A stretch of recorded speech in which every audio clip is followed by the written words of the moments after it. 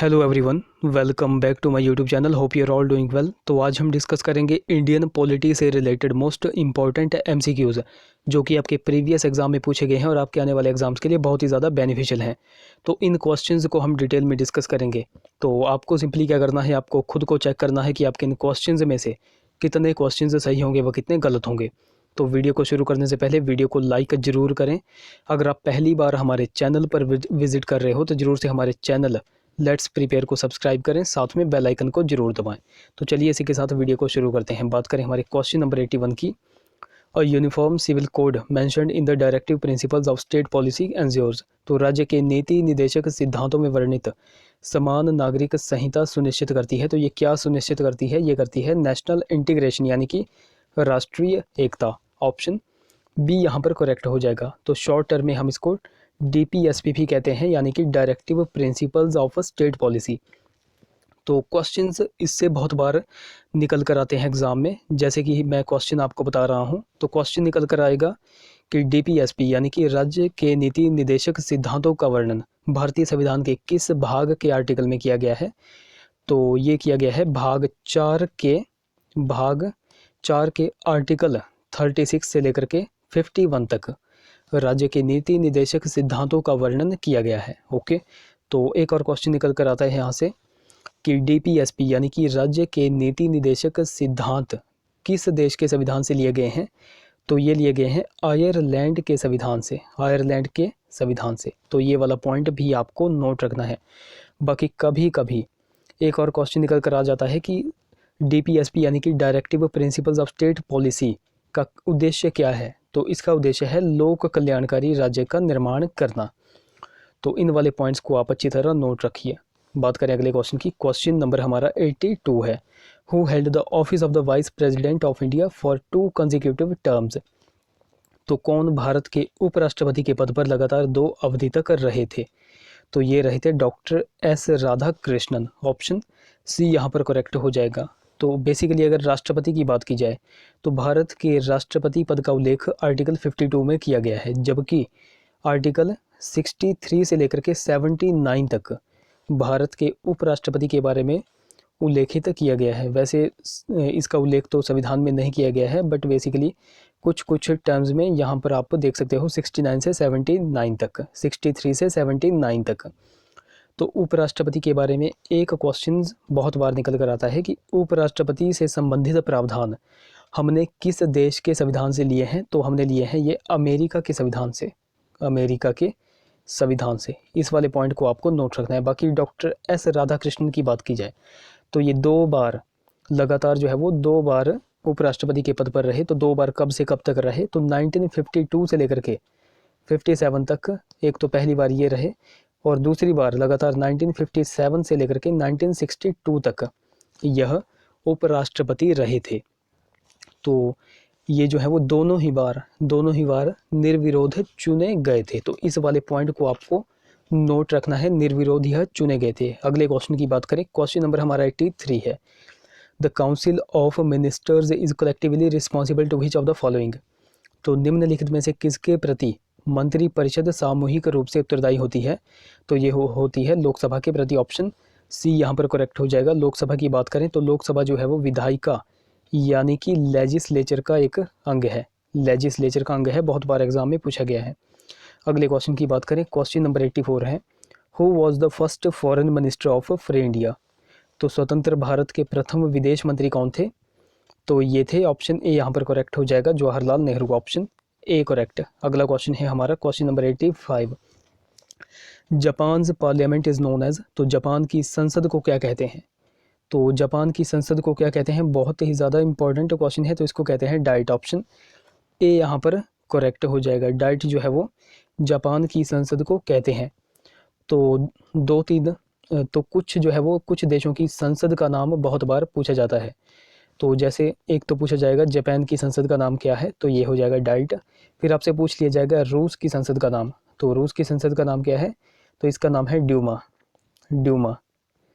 एक तो ये हो गया, बहुत इंपॉर्टेंट है। एक आपसे पूछ लिया जाएगा, जैसे अभी पिछले ही एग्ज़ाम में अफ़गानिस्तान की संसद का नाम पूछा गया था, मुझे याद नहीं आ रहा है, एक एग्ज़ाम में पूछा गया था अफ़गानिस्तान की संसद का नाम।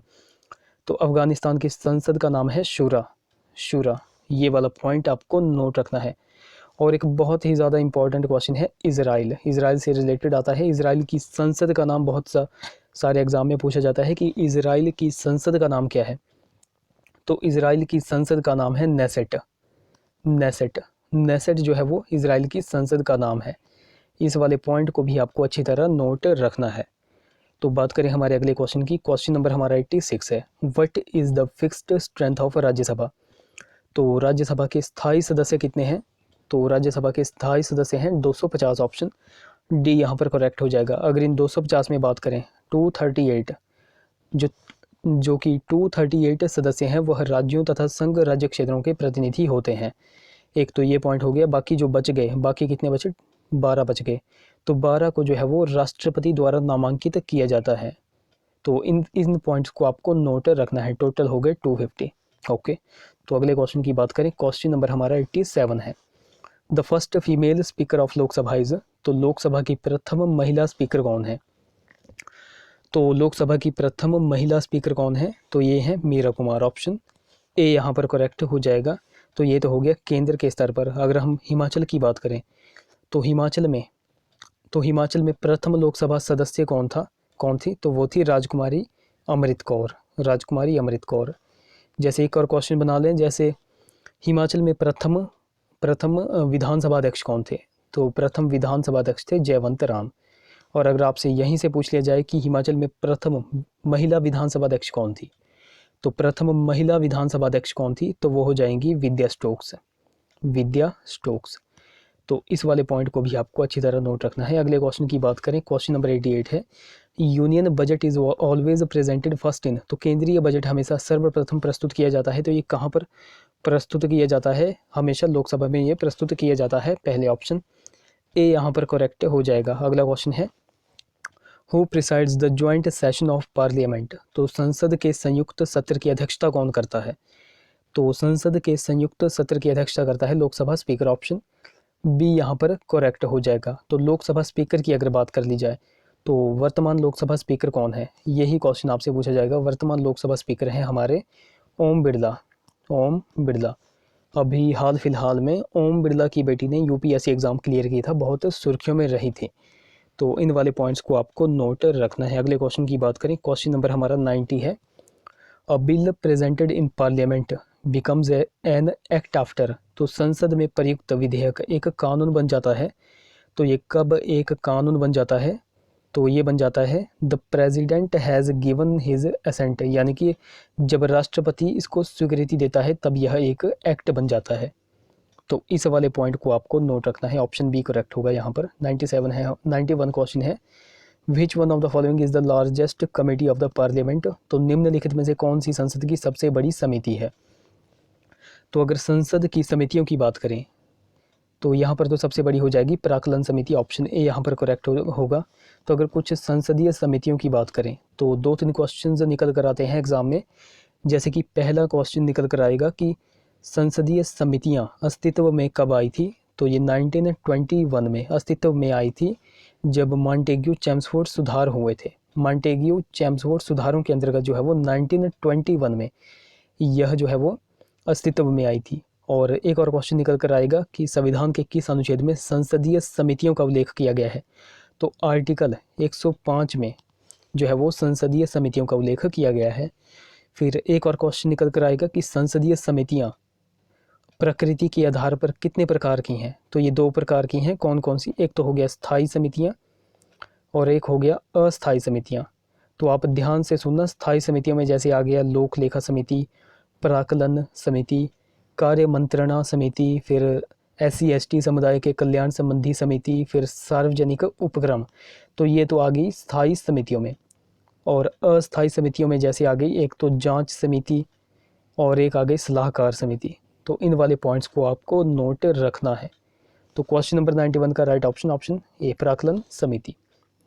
नेक्स्ट क्वेश्चन है question number 92, the supreme court of India enjoys. तो भारत के सर्वोच्च न्यायालय को प्राप्त है। तो ये क्या प्राप्त है, मौलिक, अपीलीय और परामर्शी क्षेत्राधिकार। ऑप्शन डी यहाँ पर करेक्ट हो जाएगा। तो अगर बात कर ली जाए सुप्रीम कोर्ट की, यानी कि सर्वोच्च न्यायालय की, तो सर्वोच्च न्यायालय से एक और क्वेश्चन निकल कर आएगा कि संविधान के किस भाग के अंतर्गत जो है वो सर्वोच्च न्यायालय का वर्णन किया गया है और संविधान के किस आर्टिकल में सर्वोच्च न्यायालय का वर्णन है। तो यहाँ पर आंसर फिर हो जाएगा संविधान के भाग 5 के आर्टिकल 124 से लेकर के 147 तक, 124 से लेकर के 147 तक सर्वोच्च न्यायालय का वर्णन किया गया है। तो इस वाले पॉइंट को आपको नोट रखना है। अगला क्वेश्चन है question number 93, who can appoint a district जज। तो कौन एक जिला न्यायाधीश की नियुक्ति कर सकता है।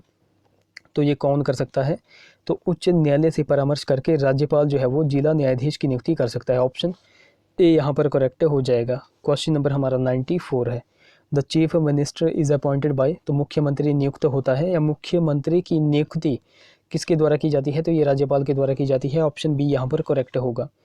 अगला क्वेश्चन है question number 95, when was the Panchayati Raj system introduce in India. तो भारत में पंचायती राज व्यवस्था कब लागू की गई, तो ये लागू की गई 1959 में। ऑप्शन ए यहाँ पर करेक्ट हो जाएगा। अगर आपसे पूरी डेट पूछ ली जाए तो 2 अक्टूबर 1959 को जवाहरलाल नेहरू ने जो है वो पंचायती राज व्यवस्था को लागू किया था।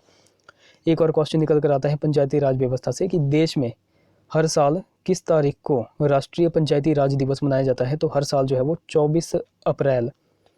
24 अप्रैल को राष्ट्रीय पंचायती राज दिवस मनाया जाता है। तो इस वाले पॉइंट को भी आपको नोट रखना है। अगला क्वेश्चन है क्वेश्चन नंबर 96 है, द कंकरेंट लिस्ट कंटेन्स। तो समवर्ती सूची में समाविष्ट हैं तो कितने विषय जो है वो समवर्ती सूची में समाविष्ट हैं। तो अगर सूचियों की अगर बात कर ली जाए तो टोटल 3 सूचियां हैं। एक तो हो गई संघ सूची, एक हो गई राज्य सूची और एक यही हो गई समवर्ती सूची। तो संघ सूची की बात करें तो संघ सूची में टोटल 100 विषय आते हैं, राज्य सूची में टोटल 61 विषय आते हैं और समवर्ती सूची में टोटल 52 विषय आते हैं। तो इस क्वेश्चन का राइट ऑप्शन ए यहाँ पर हो जाएगा 52 विषय। अगला क्वेश्चन है question number 97, who advices the government of India on legal matter. तो विधिक मामलों में भारत सरकार को कौन परामर्श देता है। तो ये कौन देता है, महान्यायवादी। ऑप्शन ए यहाँ पर करेक्ट हो जाएगा, अटॉर्नी जनरल। ऑप्शन ए।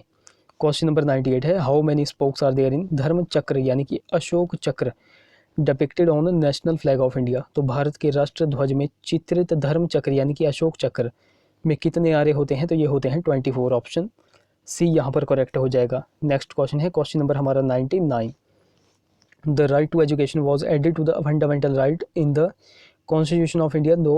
तो भारतीय संविधान के मौलिक अधिकारों में शिक्षा के अधिकार को सम्मिलित कब किया गया था, तो ये किया गया था संविधान यानी कि 86वें संविधान संशोधन अधिनियम 2002 के द्वारा जो है वो शिक्षा के अधिकार को मौलिक अधिकारों में सम्मिलित किया गया था। तो अगर आपसे पूरी डेट पूछ ली जाए तो पूरी डेट हो जाएगी 2 दिसंबर